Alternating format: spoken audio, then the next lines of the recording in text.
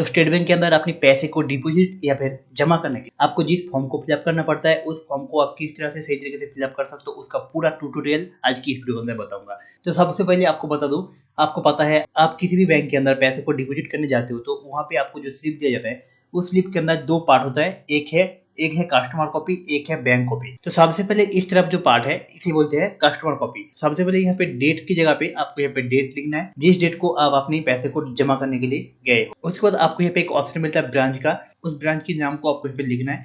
उसके बाद आपकी अकाउंट टाइप जो है सेविंग है, करंट बैंक अकाउंट है। तो नॉर्मली जो लोगों की अकाउंट होता है वो सेविंग होता है, तो आपको यहाँ पे एसबी के ऊपर टिक करना है। उसके बाद आपको यहाँ पे आपकी जो बैंक अकाउंट नंबर है वो आपकी पासबुक के अंदर मिल जाएगा। आपको अपनी पासबुक से देख के आपकी अकाउंट नंबर को टाइप करना है। उसके बाद है नेम, तो ये जो अकाउंट है ये जिसके नाम से है उसके नाम को आपको यहाँ पे लिखना है। उसके बाद है टेलीफोन नंबर, तो आपकी एक टेलीफोन नंबर आप यहाँ पे चाहो तो लिख सकते हो, नहीं भी लिख सकते हो, लेकिन मैं आपको यहाँ पे रिकमेंड करूंगा आप यहाँ पे टेलीफोन नंबर जरूर लिखिएगा। उसके बाद है अमाउंट, आप जितने पैसे को आप अपने अकाउंट के अंदर डिपॉजिट करने गए हो उतना पैसा आपको यहाँ पे नंबर पे आपको यहाँ पे लिखना है। जैसे कि मैं यहाँ पे 10,000 रुपीज मैं अपने अकाउंट के अंदर डिपॉजिट करना चाहता हूँ, तो मैं यहाँ पे 10,000 यहाँ पे नंबर पे लिख लिया है। उसके नीचे है इन वाट, तो आप जितने पैसे को आप अपने अकाउंट के अंदर डिपॉजिट करने गए हो उसे आपको ऊपर की तरफ नंबर पे लिखना है। उसके नीचे आपको यहाँ पे वाट पे लिखना है, तो मैं यहाँ पे ले लेता हूँ 10,000 ओनली।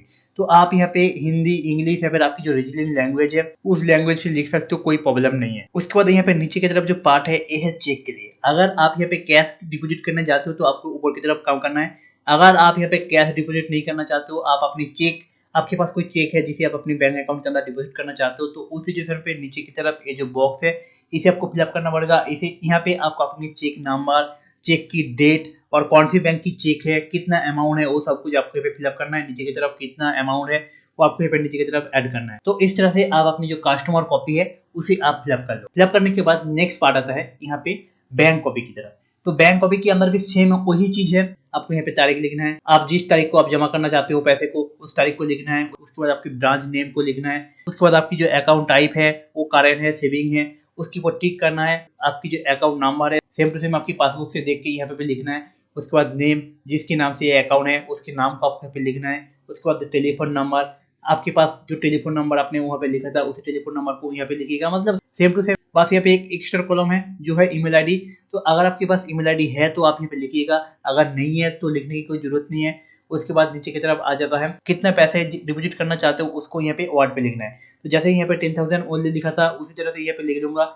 अगर आप यहाँ पे हिंदी लैंग्वेज पे लिखे थे तो आपको यहाँ पे भी सेम हिंदी लैंग्वेज पे लिखना है। यहाँ पे आप चेक को डिपॉजिट करने जाते हो तो आपको यहाँ पे चेक की जगह पे यहाँ पे भी सेम उसी तरह से एक बॉक्स मिल जाता है। यहाँ पे आपकी चेक नंबर, चेक की डेट कब है, कौन सी बैंक का चेक है, कितना अमाउंट है वो आपको यहाँ पे लिखना है। उसके बाद नीचे की तरफ यहाँ पे टोटल करना है और उसके नीचे की तरफ यहाँ पे जो इस टाइम पे करंट बैंक के अंदर पैसे को डिपॉजिट करने गए हैं उसका सिग्नेचर आपको यहाँ पे करना है। हो सकता है वो आप ही का अकाउंट है तो आप यहाँ पे सिग्नेचर करिएगा। अगर आपकी अकाउंट पे कोई दूसरा पर्सन पैसे को डिपॉजिट करने गए हैं तो वो भी चाहे तो यहाँ पे उसका सिग्नेचर कर सकता है, कोई प्रॉब्लम नहीं है। बस आप यहाँ पे लास्ट पार्ट जो बचा है वो है यहाँ पे मिडिल का पार्ट, ये भी बैंक कॉपी के अंदर ही पड़ता है। तो अगर आप अपनी अकाउंट के अंदर 50,000 से ज्यादा चेक या फिर कैश को डिपॉजिट करने जाते हो तो उस टाइम पे आपको यहाँ पे सबसे पहले ऊपर की तरफ आपकी जो पैन नंबर है वो आपको यहाँ पे ऐड करना पड़ेगा। अगर आपके पास पैन नंबर नहीं है तो उस टाइम पे फॉर्म 60 बोल के एक फॉर्म आता है, उस फॉर्म को फिलअप करके यहाँ पे टिक करके उस फॉर्म को इसके साथ अटैच करके आपको डिपॉजिट करना पड़ेगा। अगर आप एक साथ 50,000 रुपए आप अपने अकाउंट के अंदर डिपॉजिट करने जाते हो, लेकिन आप 50,000 से नीचे की तरफ किसी भी अमाउंट को आप डिपॉजिट करने जाते हो तो उस टाइम पे ये जो पार्ट है इसे आपको फिलअप करने की कोई जरूरत। इसके बाद नीचे की तरफ थोड़ा सा इस चीज को आपको समझने की जरूरत है। जैसे कि मैं यहाँ पे अपने अकाउंट के अंदर 10,000 रुपीज डिपॉजिट करने गया हूँ। ऐसा तो नहीं है कि मैं एक ही नोट लेकर गया हूँ 10,000 का, ऐसा तो नहीं है। इंडिया के अंदर अलग अलग करेंसी होता है, जैसे कि 2,000, 500, 200, 100, 50, 20, 10, 5 रुपए का कॉइन या फिर 1-2 रुपए का कॉइन। तो आप उनमें से जो जो नोट लेकर गए हो बैंक के अंदर डिपॉजिट करने के लिए उस नोट का आपको यहाँ पे इन्फॉर्मेशन देना पड़ेगा। जैसे कि मैं यहाँ पे 10,000 रुपीज डिपॉजिट करने गया हूँ तो यहाँ पे मेरे पास 2,000 का 2 नोट है, यानी कि मैं यहाँ पे लिखूंगा 2,000 की साइड पे यहाँ पे भी लिख सकता हूँ, या फिर यहाँ पे जो नंबर लिखा हुआ है यहाँ पे भी लिख सकता हूँ, कोई प्रॉब्लम नहीं है। आप अपने अकॉर्डिंग लिख सकते हो, लेकिन मैं आपको यहाँ पे बोलूंगा इस तरफ लिख दिया था, लेकिन आप चाहो तो यहाँ पे भी लिख सकते हो। आपको फॉर्म के काटने की जरूरत नहीं है, मैं आपको बस दिखाने के लिए यहाँ पे लिख के इसे काट के दोबारा यहाँ पे नंबर की जगह पे लिख के रखा है। तो अगर आप गलती से यहाँ पे लिख देते हो तो यहाँ पे रख देना, आपको काटने की कोई जरूरत नहीं है। इस चीज को आपको ध्यान में रखना है। तो मैं यहाँ पे 2,000 रुपए की जो पैसा है तो मैं यहाँ पे 2,000 रुपए का 2 नोट यानी कि 2 4,000 रुपए हो गया और बाकी है 6,000 रुपए। तो 6,000 के अंदर से 500 रुपए का मेरे पास नोट है, 10 नोट है, तो मैं यहाँ पे 500 रुपए के साइड पे यहाँ पे 10 लिख के यहाँ पे 500 इंटू 10 यानी कि 5,000 रुपए हो जाता है, तो मैं यहाँ पे 5,000 रुपए लिख देता हूँ। उसके बाद मेरे पास यहाँ पे 200 रुपए का 2 नोट है, तो मैं यहाँ पे 200 की साइड पे यहाँ पे 2 लिख लेता हूँ, तो 200 200 400 हो गया, तो यहाँ पे 400 लिख लेता हूँ। उसके बाद मेरे पास यहाँ पे 100 रुपए का 6 नोट है, तो मैं यहाँ पे 100 की साइड पे यहाँ पे 6 लिखता हूँ, और यहाँ पे 600 रुपए हो गया, तो टोटल मेरे पास यहाँ पे 10,000 रुपए हो गया। तो इसी तरह से आपके पास जिस नोट की जितनी संख्या है वो आपको यहाँ पे लिखना है, उसे मल्टीप्लाई करके आप यहाँ पे उसका टोटल अमाउंट करके नीचे की तरफ यहाँ पे इस तरह से एक लाइन को खींच देना। उसके बाद यहाँ पे नीचे की तरफ टोटल जितना अमाउंट आपके पास होता है उस अमाउंट को आपको यहाँ पे लिख देना है। लिखने के बाद आपकी फॉर्म फिलअप कंप्लीट हो जाता है। यहाँ पे एक चीज को ध्यान में रखना है, अगर आप यहाँ पे चेक को डिपॉजिट करते हो तो उस टाइम पे यहाँ पे ये जो नोट वाला फंक्शन है यहाँ पे आपको कुछ भी फिलअप करने की जरूरत नहीं है। लेकिन आप यहाँ पे कैश को डिपॉजिट करते हो तो उस टाइम पे आपको इस तरह से सारे के सारे इन्फॉर्मेशन, कैश की जो सारे के सारे इन्फॉर्मेशन है वो आपको यहाँ पे लिखना है। उसके बाद आपकी जो पासबुक है उसके साथ आपकी अमाउंट और आपकी ये जो फॉर्म है इसे अटैच करके, और चेक डिपॉजिट करते हो तो इसके साथ साथ आप चेक को भी पिन अप करना पड़ेगा।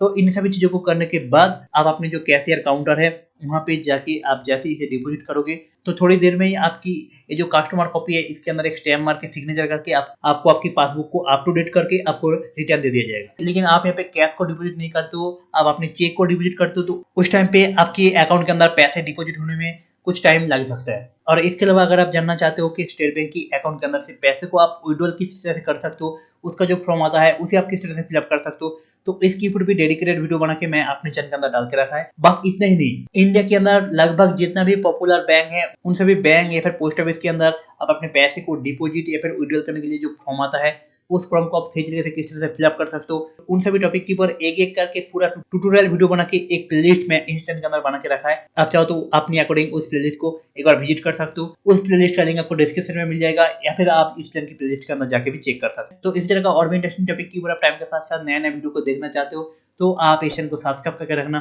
बिल्कुल भी मत भूलिएगा। आपकी मन में कोई डाउट है, कोई ऐसे क्यूरी है तो आप बेझिझक कमेंट में से कमेंट करके पूछिएगा, मैं कोशिश करूंगा बहुत जल्द आपकी कमेंट की रिप्लाई आप तक देने का। तो चलिए मिलते हैं आपसे ऐसे ही और इंटरेस्टिंग टॉपिक के साथ, तब तक के लिए जय हिंद, वंदे मातरम।